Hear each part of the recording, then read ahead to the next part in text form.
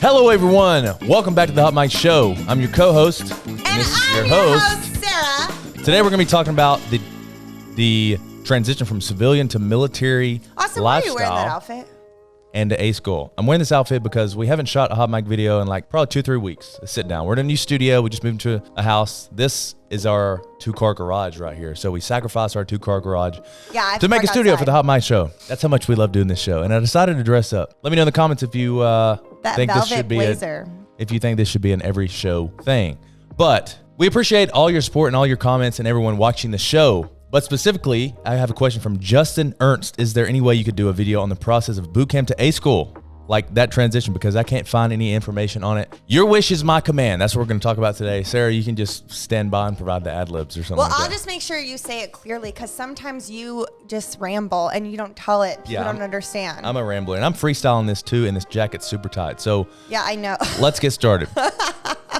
So I was in the Navy, so I'm talking about this from a Navy standpoint, but I'm going to try to summarize every branch from my knowledge. So the process from civilian to military, you will visit a recruiter.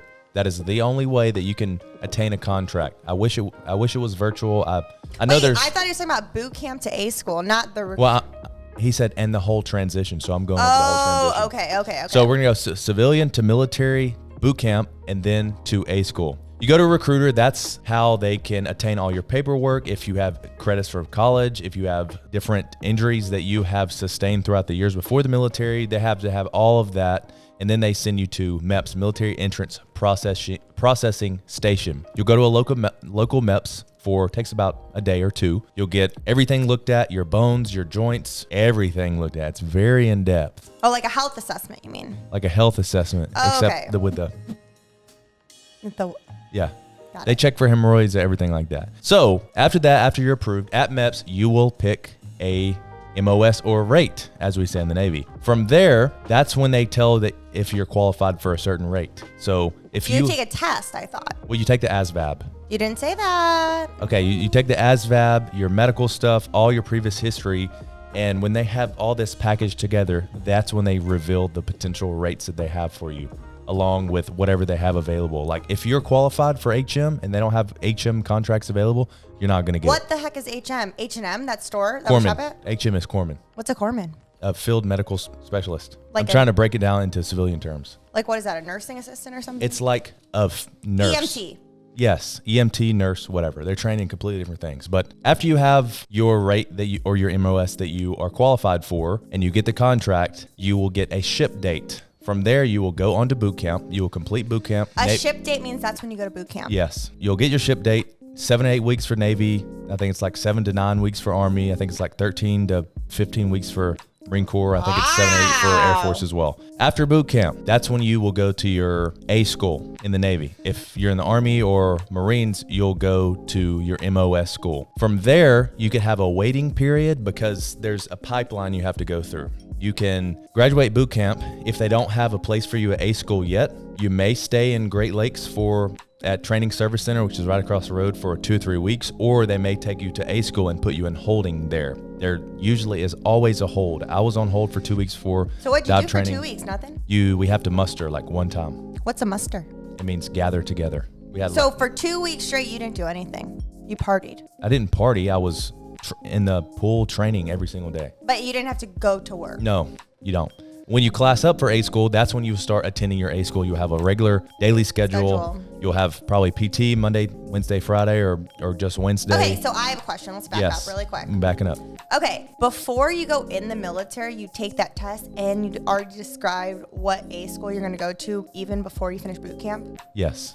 Oh. Yeah, so you decide your career before you even go to boot camp. Correct, 100%. A lot of times when people are sketched out and I get a lot of questions on Instagram and email, they say, my recruiter says BM is the same exact thing as HM. No, they're Yeah, I would really do your research. They have to fill billets monthly. I know a lot of recruiters are going to be mad at me because it makes their job harder. They have to fill billets. Sometimes they can be a little bit salesy, pushing you towards a certain rate that they want you to take. But when you go in headstrong with a rate that you want at a rate MEPS, is the same as a job, right? Yes. Okay. Rate, job, MOS, same thing. When you go to MEPS headstrong and you know the rate that you want and it's available to you, take it. That means the Navy has contracts for for these rates. Like, let's say the Navy's dwindling down their bosun's mate program.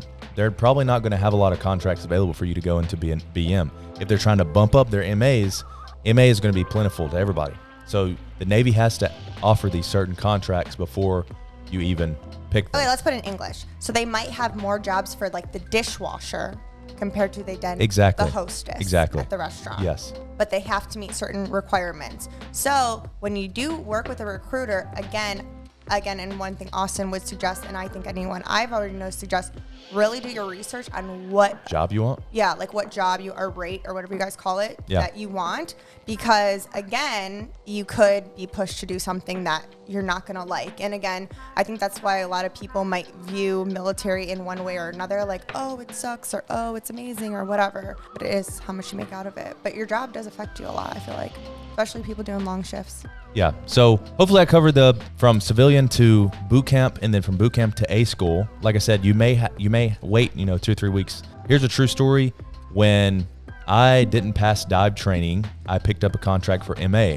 I stayed in training service center for another 8 weeks. When I made it to Lackland, Texas, they finally got my ticket. I was on hold for another 8 weeks. So 16 weeks in there. It's like a third of a year. So I was on hold for like 16 weeks. I wasn't doing anything. I would wake up, and when I was in Great Lakes Training Service Center, I would wake up, go to chow, still had all my BAS. What's chow?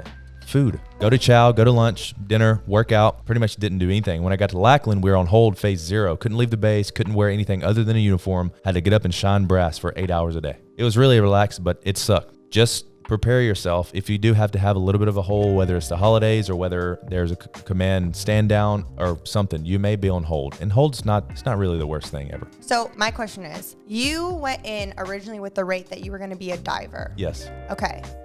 Then you went to boot camp. Yes.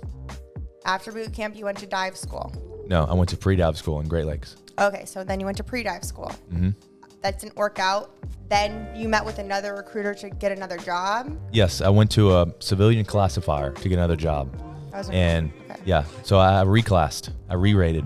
Yeah, so sometimes when you go in and you're like, oh, I want to be this, it might not work out. Well, chances are, 90% of the time it works out. If you make it through boot camp, it works out. But I guess something like, I don't know, diver, obviously, something very if you're going to Spec Ops, Spec War, there's a very forces. Spec Ops, Spec War in the Navy. There's a very high opportunity that you will not get that job. Yeah. Whether it's stress fracture, something medical related. We had one guy that had rhabdomyolysis, which basically means your body is eating your muscle for fuel. This guy had double pneumonia, so anything can happen along those special operations, Spec War.